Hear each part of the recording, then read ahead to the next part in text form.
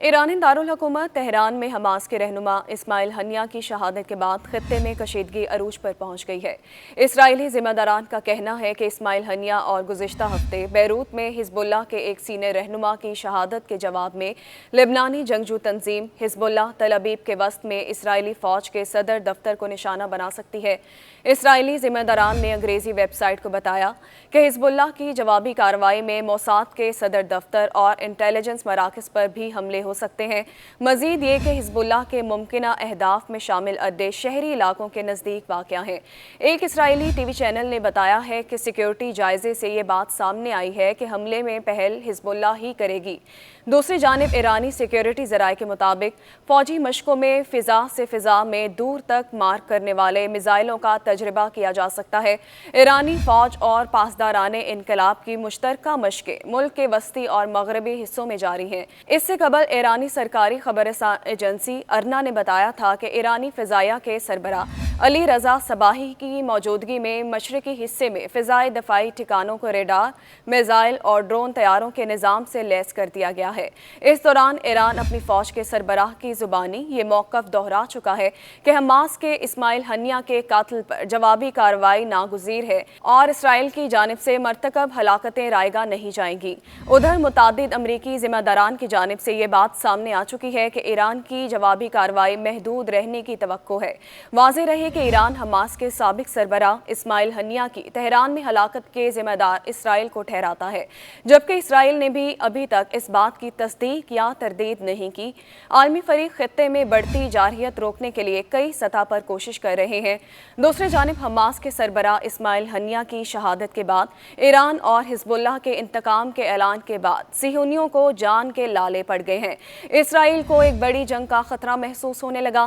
اس کے پیش نظر نیتن یاہو اینڈ کمپنی نے اسرائیل کا زیر زمین اسپتال دوبارہ فعال کر دیا ہے۔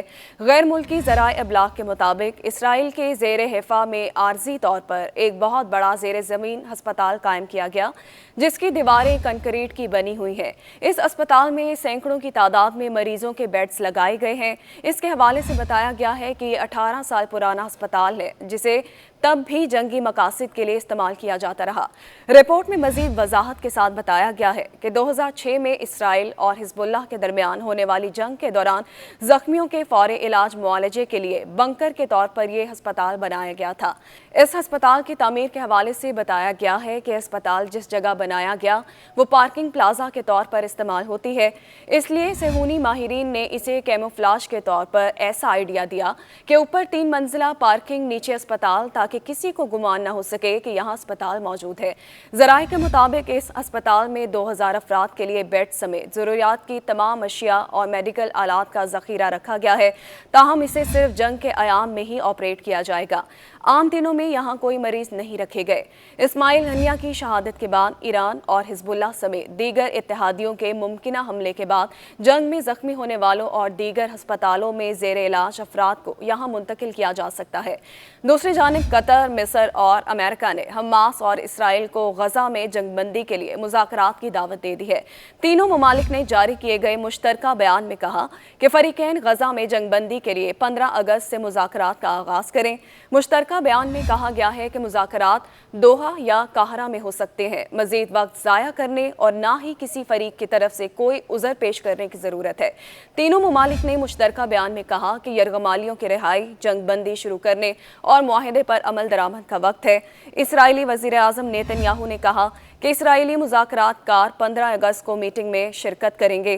غیر ملکی خبر ایجنسی کے مطابق حماس کی جانب سے فوری طور پر کوئی تبصرہ نہیں کیا گیا۔ اس حوالے سے ایک امریکی اہلکار کا کہنا ہے کہ حماس اور اسرائیل کے درمیان آئندہ ہفتے تک معاہدہ ہونے کا امکان نہیں۔ ادھر امریکی وزیر دفاع لائیڈ آسٹن نے اسرائیلی ہم منصب سے فون پر رابطہ کیا ہے۔ امریکی وزیر دفاع لائیڈ آسٹن نے اسرائیلی ہم منصب سے گفتگو میں غزہ میں جنگ بندی کے لیے مشرق وسطیٰ میں امریکی اقدامات پر تبادلہ خیال کیا ہے۔